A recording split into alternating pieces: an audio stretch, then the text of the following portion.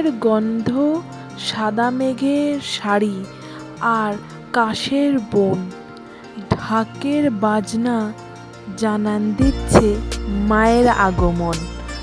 সকলকে জানাই শুভ মহালয়া।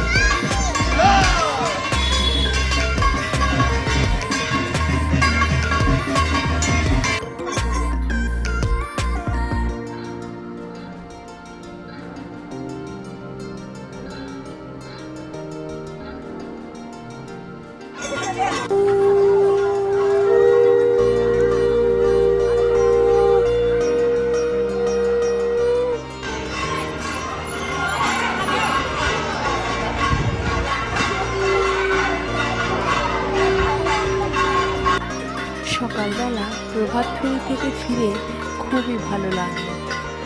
এরপর পুজো যাতে আমাদের সবার ভালো কাটে।